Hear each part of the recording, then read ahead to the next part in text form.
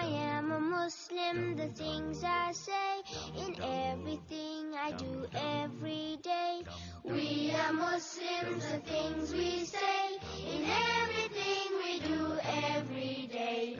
Ooh, Bismillah, ooh, Alhamdulillah. The date is May 20th, 2010, and this is the first ever Draw Muhammad Day. However, before I show my depiction of the Prophet Muhammad, I would like to give my opinion on the meaning of this day. Over the past few years, Muslims have taken it upon themselves to censor those who would depict Muhammad in any fashion. Danish cartoonist Kurt Westergaard was targeted by Islamic extremists on 2 occasions for this drawing of Muhammad. Although he was never injured, Kurt came very close in an attack by an axe-wielding Muslim assailant that broke into his home earlier this year. There is also the case of Theo van Gogh, a Dutch filmmaker that was brutally murdered in 2004 for producing a movie critical of Islam.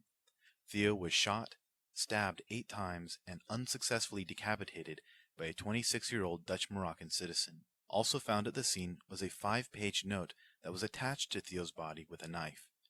The note threatened Western governments as well as Jews.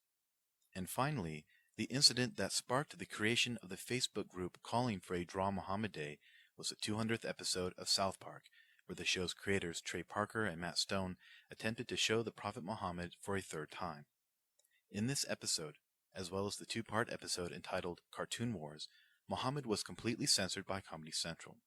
However, the first time that Matt and Trey tried to depict Muhammad in the episode Super Best Friends, Muhammad's image was allowed to be shown. It appears that radical Islamic extremists have exerted control over the right to free speech that many Western countries enjoy, including the United States. But instead of standing up for this right, many of us are backing down, including those that control certain media outlets such as Viacom's censorship of Comedy Central. However, many atheists on YouTube have answered the call to protect free speech by addressing this issue and asking others to resist censorship by creating depictions of Muhammad of our own. The Muslim response to Draw Muhammad Day has been misguided and devoid of any understanding of the true issue at hand. Many Muslims see this day as an attack upon their religion and an excuse for non-believers to mock their prophet. But for the majority of atheists on YouTube, this is not our goal. Even South Park exhibited restraint in their depiction of Muhammad. Simply take a look at any of the 3 South Park episodes that featured the Prophet Muhammad, and you will see their aim was not to mock this religious figure, but simply use his image as an ancillary character to advance the overall plot. Believe me, if South Park wanted to mock Muhammad, they could have done a much better job. In the 200th episode, Matt and Trey depict Buddha as being addicted to cocaine, and in the past they have shown a statue of the Virgin Mary farting blood onto the Pope's face and Jesus committing willful homicide. But do you see Christians running around the streets shooting and beheading people that insult their beliefs? How do you think Christians would react if there was a Draw Jesus Day? Well, actually, I think many of them would join right along. Christians are constantly depicting the image of Jesus through all types of mediums, from cartoons, to drawings and picture Bibles, to even comic books. In fact, this is nothing new. For hundreds of years, Christians have been producing paintings and sculptures of Jesus, the most prolific period being the 14th to 16th century European Renaissance. I find it interesting how Christians are so eager to depict their prophet, they actually break the 3rd commandment by creating graven images, as Catholics are known to worship in front of images of Jesus, the Virgin Mary, and many other saints. Muslims also revere Jesus as a holy prophet. So tell me, Muslims, would you advocate the same ban on the depiction of Jesus that you do on Muhammad? Would you then advocate the destruction of all such depictions? If so, then you are saying that the centuries of historical artwork that populate the most famous museums throughout Europe and the Americas, not to mention every single church in the world, should have their artwork removed and burned. The Muslim attempt to censor the West is nothing more than a ploy to achieve some semblance of control over our actions, to terrorize us, incite fear, and divide our country just like they hoped to do on September 11, 2001. But unlike the terrorist attacks that only serve to strengthen our resolve, on the issue of free speech, the Islamic extremists appear to be gaining a foothold. Why is Muhammad given a free pass when all other religious figures such as Jesus, Buddha, and Krishna are fair game? The reason Christians are not rioting about drawings that lampoon Jesus is because we have a little something in the United States known as tolerance. In fact, South Park touched on this theme in one of my favorite episodes, The Death Camp of Tolerance. Mr. Garrison attempts to get fired for being gay by performing lewd acts in front of the class. But the townspeople are so afraid of appearing politically incorrect, they have become over-accepting of everything. The episode's message is that if you do not agree with someone's views, you do not have to accept them, but you are at least required to tolerate them. In a free country, with free speech, you are never forced to accept or even agree with anyone's point of view. Therefore, if you are a Republican, you are not forced to accept the views of a Democrat. The same goes for sexual orientation, dietary preferences, and of course, religious beliefs. But in order to assure the same liberties and freedoms that you enjoy are extended to everyone else, we must be tolerant of opposing views. We in the West tolerate Muslims that burn our flags and burn effigies of our leaders in protest. But when a couple cartoonists make a simple drawing, what gives Muslims the right to make death threats, and even worse, make good on those threats? Although we in the West are tolerant of opposing views, it does not mean we will be silent in our opposition. For this reason, I have decided to make my own portrayal of Muhammad in protest of the intolerance and disrespect many Muslims show toward our lifestyle, toward our rights, and our freedom of speech. I am not mocking or disrespecting the Muslim prophet. I am only depicting him in a neutral setting. But when I see a Muslim burning a flag of the country I love, I admit I feel offended and disrespected.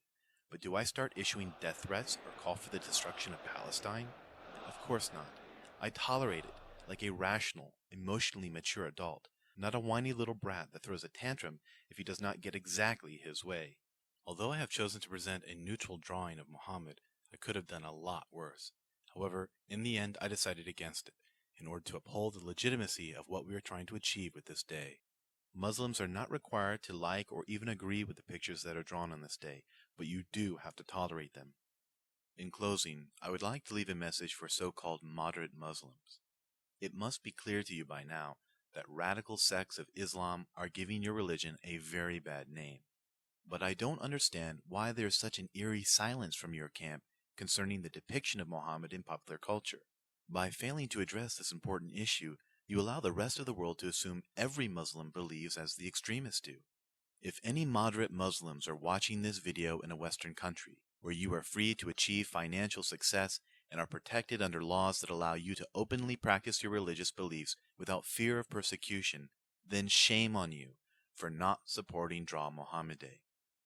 Remember, brave men fought tyrannical institutions of oppression that vied to take away freedom, and their sacrifices were not in vain, for their actions provided future generations with their most basic of human rights. And notice how I did not say God-given rights, because God never gave us freedom of religion.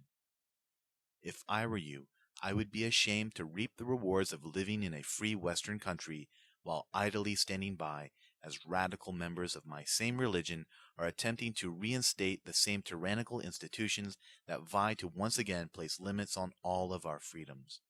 There is nothing wrong with Muslims depicting Muhammad, and what better an opportunity to make the distinction between yourselves and the extremists than by participating in this day. Although some individuals may use Draw Muhammad Day to mock your beliefs, you need to maintain your cool and not sink to their level. But you must understand that Islam is not untouchable, and in the grand scheme of things, your prophet is not really that unique. There have been many prophets preaching similar messages long before Muhammad was born, as well as after his death. The idea of religion is nothing new. It has been practiced by the native people of the Americas, by the Egyptians, Babylonians, Zoroastrians, Hindus, Greeks, Norsemen, Buddhists, and the list goes on and on. It is obvious. All who try to find God through religion will achieve what they seek. It is part of our pre-wired nature, an integral aspect of the human experience.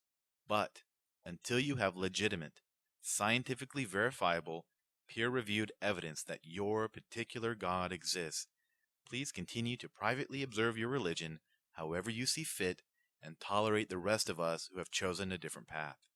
The freedoms we enjoy are like a house of cards. Once you start meddling in the foundation of our basic human rights, it's only a matter of time before it all comes tumbling down.